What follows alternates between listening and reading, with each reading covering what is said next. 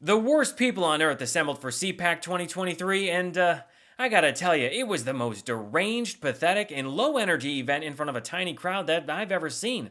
I sat through the whole thing so you don't have to, and now I think I might need therapy. I'm Gabe Sanchez, and welcome to another episode of What Was That?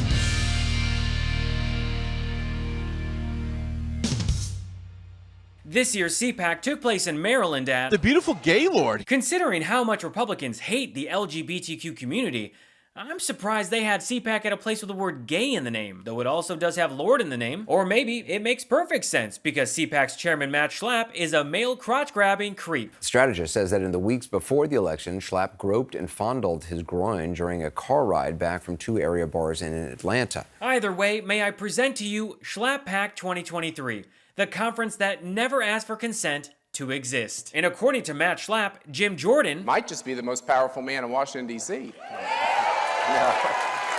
Oh, that's nice. A sexual assaulter complimenting a guy who covers up sexual assault. All right, without further ado, let's get into the clown show that was CPAC 2023. We have seen the weaponization of the federal government. This started under Barack Hussein Obama. Oh boy, right out of the gate. Okay, just know that when Republicans resort to Obama's full name, it means they don't actually have any real talking points. Like Scott Perry pushing the dumb culture war over wokeism, gas stoves, and thinking the COVID-19 vaccine is an experimental potion in your arm. Which is funny because Republicans like Scott Perry kept trying to convince people that Trump's Operation Warp Speed was awesome. Now, if you thought Scott Perry was dumb, just listen to Nikki Haley. Wokeness is a virus more dangerous than any pandemic, hands down. And then listen to what Representative Harriet Hageman and Kate Kammack said. We need to abolish the ATF, by the way. Yes, we do.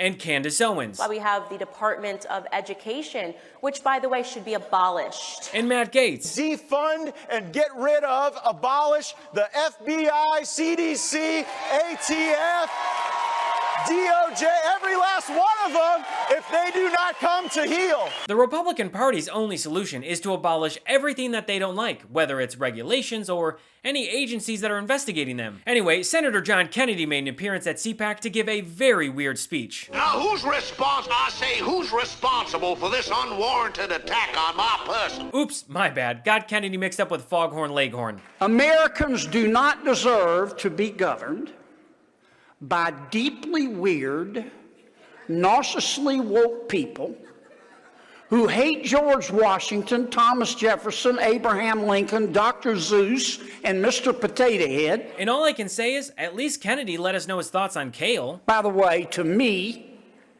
kale tastes like I'd rather be fat. And you better believe Senator Tommy Tuberville shared his thoughts on the left as well. All this woke, transgender athletes, CRT, 1619, we don't teach reading, writing, and arithmetic anymore. He also believes the left wants one gender. They're coming after family.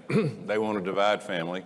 They don't want any gender. They want one gender. This makes no sense whatsoever, especially when Republicans like Laura Trump constantly say the opposite. Now these woke teachers want them to memorize 50 different genders and sexualities. You got pronouns.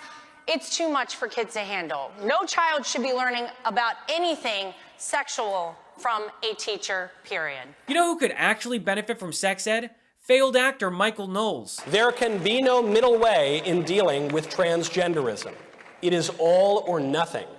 If transgenderism is true, if men really can become women, then it's true for everybody of all ages.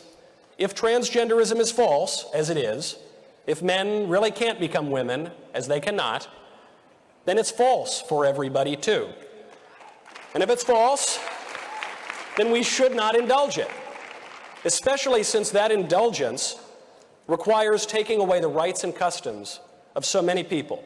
If it is false, then for the good of society, and especially for the good of the poor people who have fallen prey to this confusion, transgenderism must be eradicated from public life entirely. Wait, what was that? Then for the good of society, and especially for the good of the poor people who have fallen prey to this confusion, transgenderism must be eradicated from public life entirely. This smiling and smirking bigot tried to use his time on stage to normalize the eradication of trans people. Sorry, I meant transgenderism. Trans people are not taking the rights and customs of anyone. They're just trying to exist. But right-wing extremists like Michael Knowles keep trying to erase them from society. Honestly, it's sad to hear people cheer during Knowles' transphobic tirade. It's absolutely disgusting and one step toward what the Nazis did in 1930s Germany. I gotta say, for a group that talks about getting the government out of their lives, Republicans sure love to use the government to go into other people's lives. Now, another person who could also benefit from basic sex education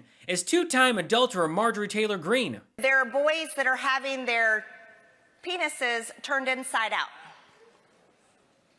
These are kids. What in the transphobic fear-mongering is she lying about? Doctors are not performing gender-affirming surgeries on minors. The left has told us something that should put fear in the heart of every parent, and not just parents, every single person. They've said they're coming for our children. And just like the left is not coming for your gas stoves or your guns, no one is coming for your kids. I mean, most of us have enough responsibilities as it is. You really think we want to raise someone else's kids on top of that? But if they always claim they want to save the children, why is Trump's former acting director of ICE, Thomas Homan, saying this? And I'm sick and tired of hearing about the family separation. And I'm still being sued over that, so come get me. I don't give a shit. Oh, right. It's because they only care about white children, or at least the ones who haven't been born yet. And according to Senator Rick Scott, our country is being destroyed, but not by him or the people in the CPAC audience. It's the President of the United States who's destroying our country. It's the U.S. Senate that is destroying our country. It's the news media.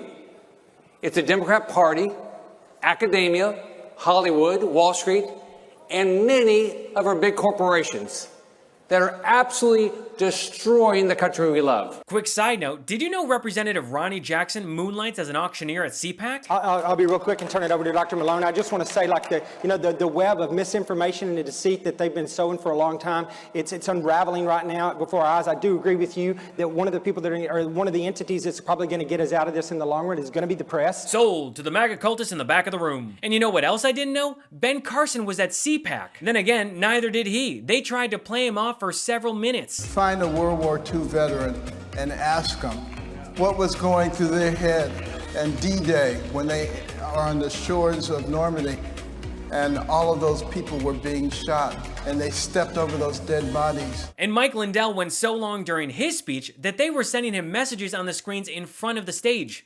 Seriously. Anyway, Senator Ted Cruz was also at CPAC, and hopefully this time he didn't tell his lame kiss my ass pronoun joke for the 500th time. And I will say this, if you want to know the facts on what's going on this issue and everything else, I want to encourage everyone here, take out your cell phone. Oh, maybe this is a new joke. Text the word verdict to 24005. Okay. What you will get is a link to subscribe to this podcast. Of course this grifter tried to trick people into getting more subscribers. And you get it 3 days a week. And this is, we've had now on Verdict over 50 million downloads. We had 700,000 unique viewers last month. We are beating CNN every week of the year. No, he's not. See, this is what happens when you ban books and math. Republicans just make up numbers that they think are big. CNN is a news network that has shows every hour, every single day from morning till night. Not to mention, they have over 40 podcasts. The fact is, Ted Cruz will never beat CNN. He will always lose that fight. Just like Kimberly Guilfoyle trying to convince a small group of people that they win under Trump. Under Donald Trump, it was a time for success, a vision for a better future, a whole lot of hope, and a whole heck of a lot of winning. Are you tired of winning? No, we want Trump back, let's be honest. Nevertheless, she had a message for President Biden. All of us in this room have one message to Joe Biden. It is time to put America first. That pathetic applause and cheer sounds like something from a kid's TV show. Here, I'll show you. CPAC, kid show. But honestly, I think Kimberly's early work is much better. Leaders and fighters for freedom and liberty and the American dream. The best is yet to come. Don Jr. followed his fiancée Kimberly's act with a presentation that was interesting, to say the least. So, a little surprise for all of you. Check under your seats. If there happens to be a gold chocolate bar underneath there, That's a VIP. Oh, I'm not joking. That's a VIP ticket to my father's reception tomorrow at CPAC. I can't tell if Don Jr. is trying to be Oprah or Willy Wonka. Don Jr.'s speech only got weirder, from no one laughing at his insults about Senator John Fetterman to claiming the government would drone him. Raise your hand if you don't have a phone.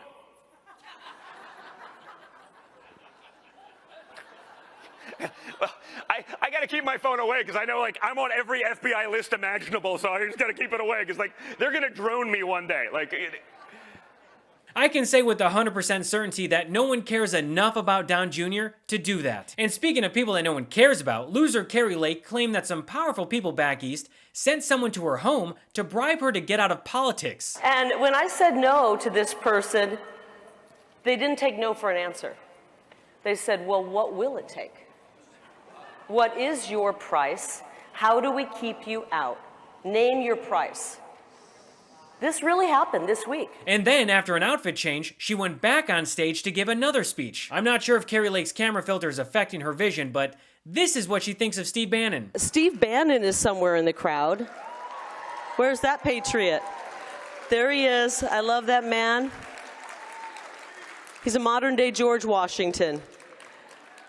I call him the patriotic stud muffin. Oh God, I'm gonna be sick. If she says that about Steve Bannon, I don't even want to know what she calls Trump when she stays at Mar-a-Lago. Speaking of Trump, Representative Lauren Boebert gave an ironic speech about him at CPAC. We no longer need a resident in the White House. We need a president who puts America first and not his business dealings with corrupt foreign countries. Boebert didn't even realize that she just made the case for why no one should vote for Trump. You know, because he had a Chinese bank account while he was president, and then he took money from the Saudis. It's impossible to take MAGA seriously, and Trump is no different. Before Trump went on stage, he was asked about this moment from Mike Pompeo's speech. We can't become the left, following celebrity leaders with their own brand of identity politics, those with fragile egos who refuse to acknowledge reality. This is a tough world. And this is how Trump responded. No, I don't think he was talking about me. I don't consider myself a celebrity leader. I consider myself a leader of the country, but I don't consider myself a celebrity leader. I didn't do this for celebrity. Except he does, and his cult loves him. Remember the golden statue at CPAC 2021? And during Trump's speech, he made sure to mention the great patriots who are unfairly in prison right now. Great, great patriots sing prayers every night, playing our national anthem every day, and they're sitting in a jail nearby, rotting away, and being treated so unfairly, like nobody's probably ever been treated in this country before, except maybe me. I think Trump's actually referring to the January 6th prison choir that made a song with him. And to the republic for which it stands,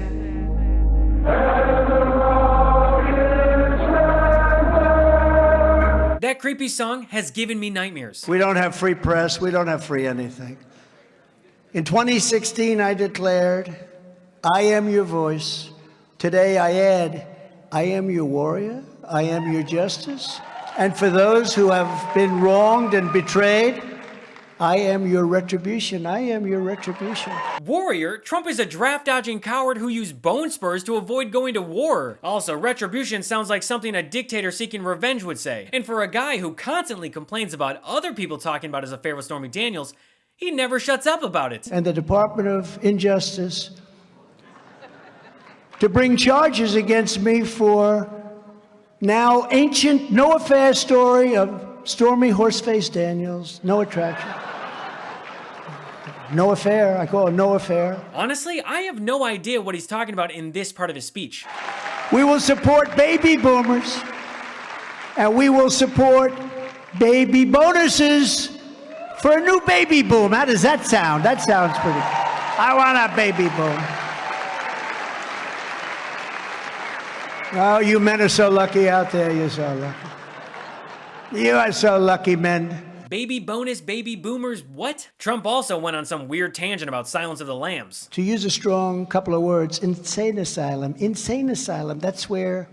Anybody see Silence of the Lamb? That's where they come from. Who knows? Maybe Trump was projecting his own personal experience. Because he definitely has to be insane to suggest this next part. I will save your economy. I will save your retirement accounts.